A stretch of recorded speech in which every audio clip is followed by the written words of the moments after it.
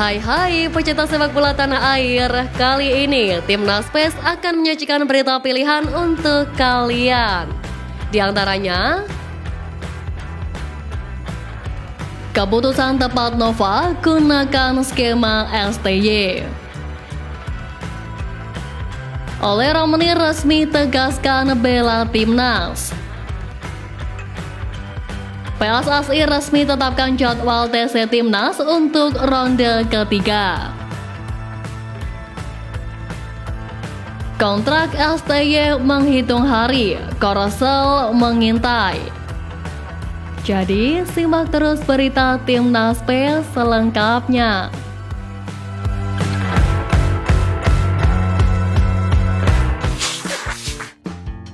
Dikutip dari lahatpost.co, ucapan terbaru oleh Ramani, penyerang berdarah Indonesia ingin bertemu Erick Thohir.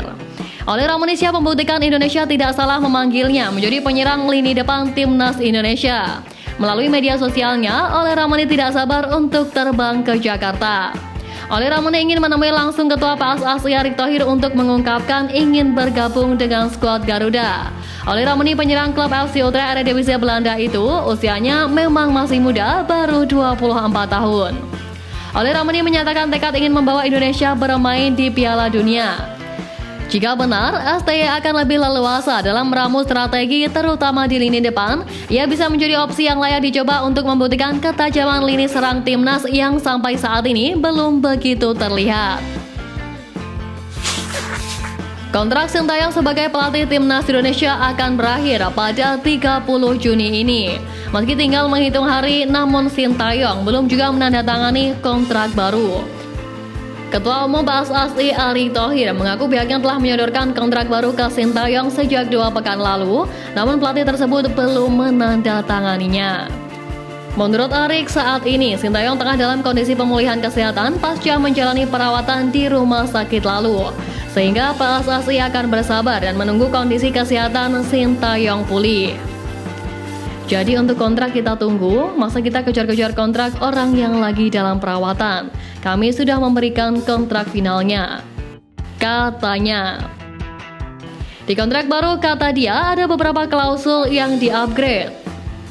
Ya, banyak tentu upgrading seperti target-target, bahwa saya dididik pro dan dia juga dididik pro. Jadi tentu kami harus profesional dalam hidup. Responnya pun positif, ujarnya. Di sisi lain, Korea Selatan dikabarkan ngebet ingin memulangkan STY. Son Heung-min dan kawan-kawan mencari celah untuk dapat kembali dilatih oleh The Silent Foxes. Lemparan ke dalam jarak jauh ala Pratama Arhan jadi salah satu momen terbaik laga perdana Timnas Indonesia U16 di Asian Cup U16 2024. Kemampuan Pratama Arhan melakukan lemparan ke dalam memang tidak perlu diragukan lagi. Dalam beberapa momen, Pratama Arhan menjadi penolong bagi Timnas Indonesia. Hasil lemparan ke dalam Arhan nan jauh acap kali berbuah gol untuk tim Garuda, seolah telah menjadi ciri khas taktik dari skuad Garuda. Bakal yang sangat berguna untuk Timnas Indonesia itu rupanya tidak terhenti di sosok Pratama Arhan. Setelah sosok Robby Darwis pada level Timnas Indonesia U20, kali ini ada pemain bernama Fabio Izka Irawan di level Timnas Indonesia U16. Fazio Izka Irawan merupakan pemain andalan Persija Jakarta U16. Fabio kebetulan juga memiliki posisi yang sama dengan Pratama Arhan, yaitu bek sayap. PSSI menetapkan jadwal mutlak di setiap agenda pemusatan latihan Timnas Indonesia. Berdasarkan kesepakatan yang tertuang, pemain harus sudah bergabung dengan skuad Timnas Indonesia H-4 jelang pertandingan. Hal tersebut diungkapkan oleh Ketua Badan Tim Nasional Sumarji. Rencananya putaran ketiga kualifikasi Piala Dunia 2026 mulai bergulir pada 5 September hingga 10 Juni 2025. Sementara drawing putaran ketiga dijadwalkan dihelat pada 27 Juni di Kuala Lumpur, Malaysia. Itu berarti skuad Timnas harus sudah berkumpul pada tanggal 1 September mendatang.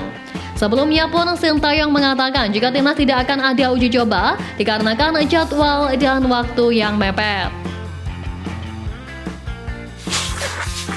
Pelatih Timnas Indonesia U16 Nova Arianto angkat bicara soal perubahan taktik anak asuhnya saat menghadapi Singapura.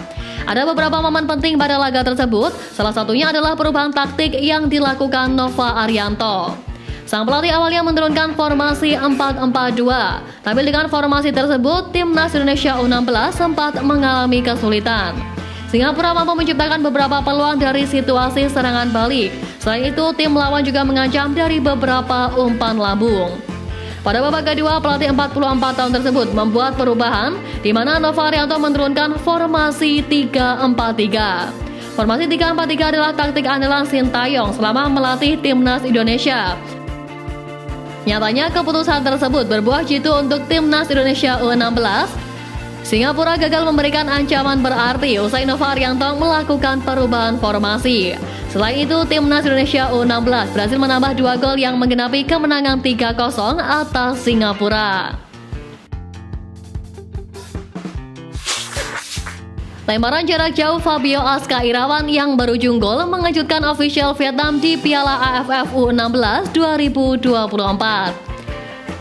Bek kanan timnas Indonesia tersebut beberapa kali dipercaya mengambil eksekusi lemparan ke dalam jarak jauh ala Pratama Arhan saat Indonesia mengalahkan Singapura.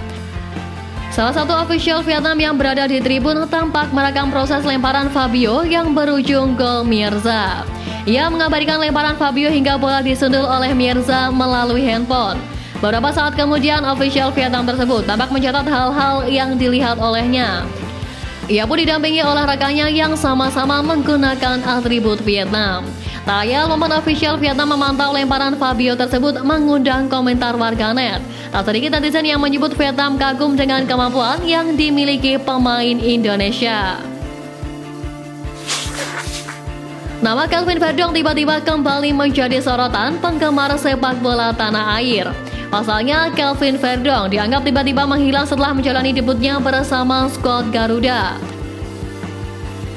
Perdana tampil untuk membela tanah kelahiran sang ayah hingga sukses mengantarkan timnas Indonesia lolos ke putaran ketiga kualifikasi Piala Dunia 2026 tampak seperti bak ditelan bumi.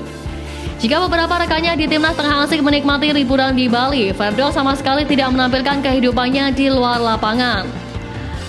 Apalagi jauh sebelum itu, ia juga sempat menjadi sorotan usai terlihat menyendiri di tribun stadion saat berada di Indonesia. Meski terkesan tak tampil di depan publik dan banyak membatasi diri, tak sedikit penggemar sepak bola Indonesia yang memuji sikap Kelvin Verdong. Praktis sosok Kelvin Verdong terlihat di depan publik ketika usai menjalani debut bersama timnas Indonesia pada kualifikasi Piala Dunia 2026 kontra Filipina.